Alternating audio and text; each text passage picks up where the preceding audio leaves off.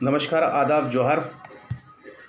सर्वप्रथम मैं कहना चाहूँगा कि बढ़ते हुए कोरोना संक्रमण के जो हमारा ज़िला में जिस तरह हो रहा है, आप सभी से मेरा निवेदन है, आग्रह है कि आप लोग इस महामारी को रोकने के लिए ज़िला प्रशासन का साथ दें और अपने आप को सुरक्षित रखने के लिए कुछ घरेलू नुस्खा भी अपनाएं।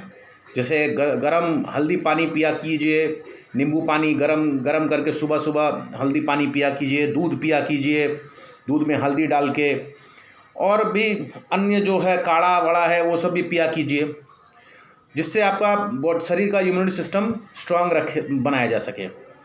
और घर के बाहर तो ना ही निकलिए, मास्क पहनिए, हैंड वॉश कीजिए, सैनिटाइज कीजिए और 2 गज की दूरी बनाए रखें। ये तो हो गया आज का जो मेरा कोरोना को लेके जो बोलना था।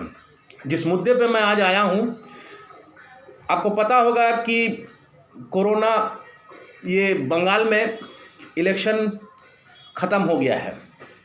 अब इलेक्शन ख़त्म होते ही टीएमसी को बहुत बड़ी जीत मिली है, बधाई टीएमसी को भी, भाजपा को भी बहुत अच्छा, उसका भी जो रिज़ल्ट है उसका भी बहुत अच्छा है। 3 सीट से आज 77-78 सीट में शायद उनका कुछ रिज़ल्ट भी पूरा कुछ डिक्लेयर नहीं हुआ है।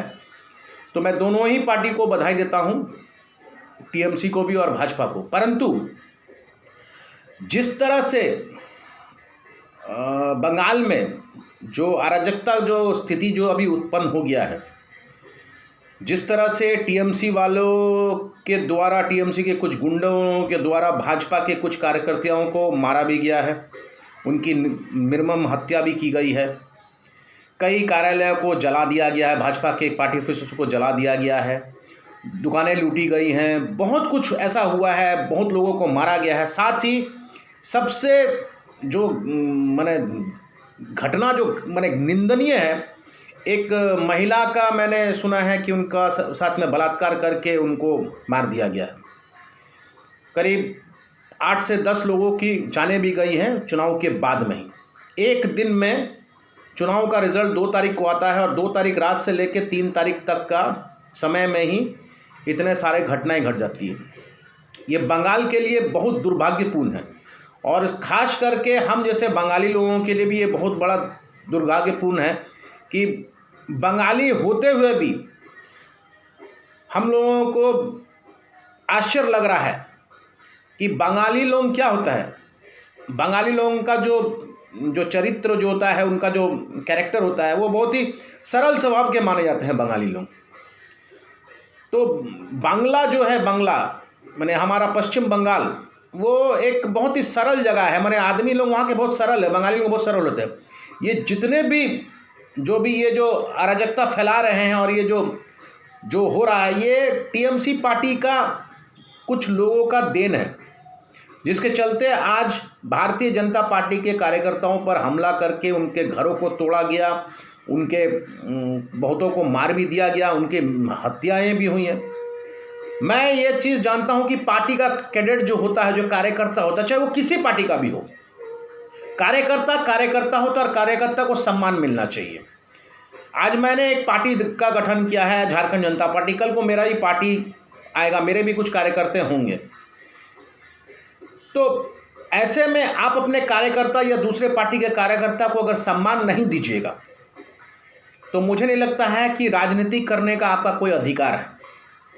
मैं माननीय ममता बनर्जी से, जो मुख्यमंत्री होने जा रही हैं तीसरी बार, मैं उनसे अनुरोध करता हूं कि आप बंगाल राज्य में जिस तरह से आपके पार्टी के द्वारा निर्मम हत्या कर दिया जा रहा है, जिस तरह हत्याएं की जा रही है भारतीय जनता पार्टी के लोगों, इस पर तुरंत अंकुश लगाएं और इस पे जो हत्याएं हुई हैं, इसका कड़ी से कड़ी कार्रवाई करके उन हत्यारों को जेल के पीछे डालें। और मैं भारतीय जनता पार्टी के भी राष्ट्रीय अध्यक्ष जेपी नड्डा जी से, प्रधानमंत्री मोदी जी से और अमित शाह जी से भी आग्रह करूंगा कि इस पर विचार भी करें, क्योंकि कोई भी पार्टी का कार्यकर्ता होता है। पार्टी का रीढ़ का हड्डी जो होता है, रीढ़ जो होता है, वो कार्यकर्ता से ही पार्टी बनता है। अगर आप अपने कार्यकर्ता को सुरक्षित नहीं रख पाएँ तो कल को पार्टी बिखर सकता है।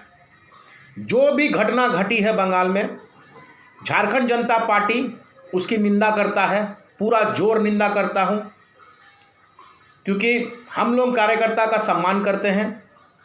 जिन परिस्थितियों में ये कार्यकर्ताओं को मारा जा रहा है, ऐसा नहीं होना चाहिए था।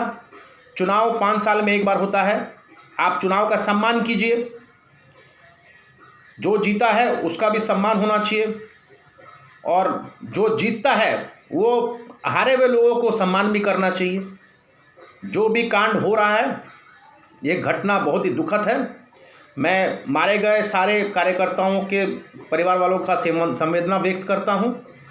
भगवान उनके आत्मा को शांति दे और परिवार वालों को शक्ति दे। साथ ही मेरे पार्टी के द्वारा, झारखंड जनता पार्टी के द्वारा इसका पूरा जोर निंदा करता हूं। नमस्कार, धन्यवाद, जय हिंद।